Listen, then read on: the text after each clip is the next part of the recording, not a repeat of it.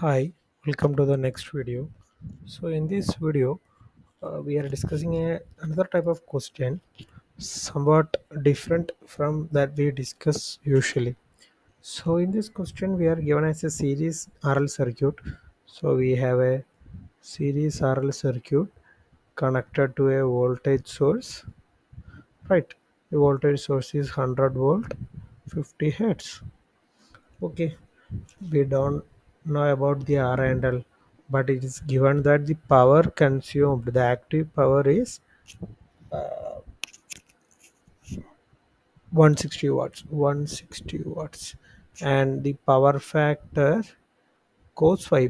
We know power factor is cos phi. Cos phi is given at 0.8, so it's lagging. Already given that it's RL circuit, so definitely it will be a lagging circuit. Definitely it need to be a lagging circuit, right? So okay, so what is the question? We have to find the value of R and L, the resistance and inductance value. We don't know about the resistance and inductance. So right, so we will start with the data we are given. So we are just given the power watt 160 watt.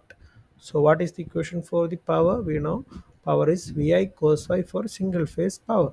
VI cos phi. So in this we can find I, right? Because all others values are known values.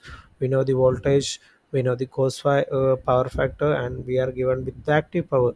So what will be the current? 160 by V cos phi means 160 by 100 into 0.8, right? Okay, so what is the current? Current will be uh, just 2 amps. Current will be 2 ampere. Okay, actually he got the current, so we solved the half of the problem. Now what we need to find R and L. So we what are the new parameter we have? We have current, voltage and power factor. So from this actually we can find Z, right? Because what is the equation for Z? Z is equal to V by I, right? We have the voltage is 100 volt RMS by 2 amps current. The CD circuit, this is the current and this is 2 amps. So we can find the Z. Z means root of R square plus XL square. Okay, so 100 by 2 means it's 50 ohms. 50 ohm is the impedance. So we got the new parameter impedance. So for next, what we have to find? We have to find R and L. Still we didn't reach there. We just reached Z. So from Z we have to reach R and L.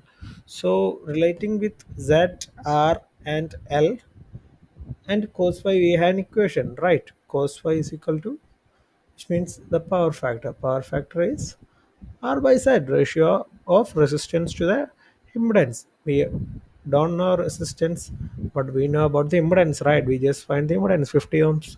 So what is the power factor? It is 0.8. So what will be the resistance? Resistance will be zero point 0.8 into 50, which is 40 ohm. 40 ohm. We got the resistance. Wow, we got the resistance. Then what we need? XL. What is XL? We from now we have Z. Now we have the Z R. Now we have to find XL. How you find XL from this equation? We easy. It's like XL is equal to root of Z square minus R square. Okay, what is Z? Z is 50. 50 square minus R means 40. 40 square is equal to root of 50 square minus 50 square is 40 square is XL. So definitely it's an Pythagorean replied. So it is 30, 30, 30 ohms. Okay, we got XL, but what we need? We need L. What is the equation for L? To find L, we know XL is equal to 2 pi FL. So which means L is equal to XL by 2 pi F. Means XL is equal to, what is XL? 30 by 2 pi F. 2 into pi into what is F? 50. So 30 by 100 pi. what it will be? It will be 95.5 millihenry. Okay, we are done. We got the resistance, inductance, etc. So this is somewhat a reverse technique where we use the concept of power, power factor, current, voltage, etc. Okay, so we are done.